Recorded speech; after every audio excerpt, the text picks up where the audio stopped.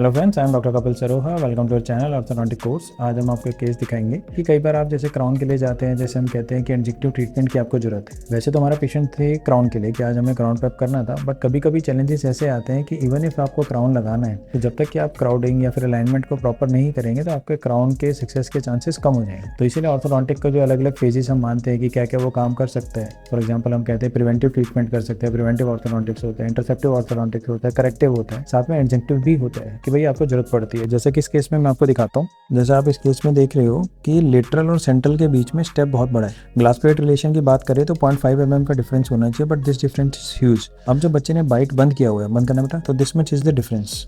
अब इतनी हाइट मतलब इतना बड़ा क्राउन आएगा और ये जो नीचे हमारा बेस है, जिस टूथ के ऊपर हमारा क्राउन आना है, वो छोटा है, क्राउन बड़ा हो जाएगा। तो ऐसे केस में होता क्या है, क्योंकि उसको सपोर्ट ज़्यादा नहीं मिल पाएगा क्योंकि बेस ही उतना ज़्यादा स्ट्रॉन्ग नहीं है, तो क्राउन पे डिसलॉज होने के चांस है। दूसरी चीज़, अब जॉ को धीरे धीरे आगे लाना बेटा, ये इतना आगे, बस अब ये टचिंग आपको दिख रहा है, इंसाइजर एज टच है, तो इतना मूवमेंट जब तक होगा तब तक तो वो क्राउन डिसलॉज होने के चांसेस बहुत ज़्यादा रहेंगे क्योंकि लोगों पे तो उसमें हिंडर करेंगे। वो best we can do is we can put some dresses या लाइनर जो भी आप लगाना चाहो, और इसको करेक्ट कर दो। इसकी पोजीशन जो ब्रैकेट की रखेंगे वो थोड़ा सा लोअर रखेंगे टुवर्ड्स द इंसाइजल साइड, इसको नॉर्मल पे रखेंगे जिससे कि थोड़ा सा इंट्रूजन हो जाए। जब इसका इंट्रूजन होगा थोड़ा सा इसके लेवल से 0.5 का डिफरेंस रह जाएगा, that is the best time for us कि जिस टाइम पे हम अपना काम स्टार्ट करना चाहते हैं, काम कर सकते हैं। So these are some kind of cases जिसमें कि ऑर्थोडोंटिक ट्रीटमेंट जरूरी हो जाता है। अगर आप करेंगे तो आपके क्राउन के रिजल्ट्स भी बढ़ जाएंगे, क्योंकि फ्रीक्वेंट डिसलॉज फोर्स नहीं लगेगा तो क्राउन लॉन्गर सर्वाइव करेगा तो टूथ भी लॉन्गर सर्वाइव करेगा। वैसे भी ट्रॉमेटिक टूथ है, ट्रॉमेटिक के बाद इंटरनल रिजॉर्प्शन के चांसेस रहते हैं, तो वो भी कम हो जाएंगे। These are the kind of cases where orthodontics can also help. Stay tuned with us.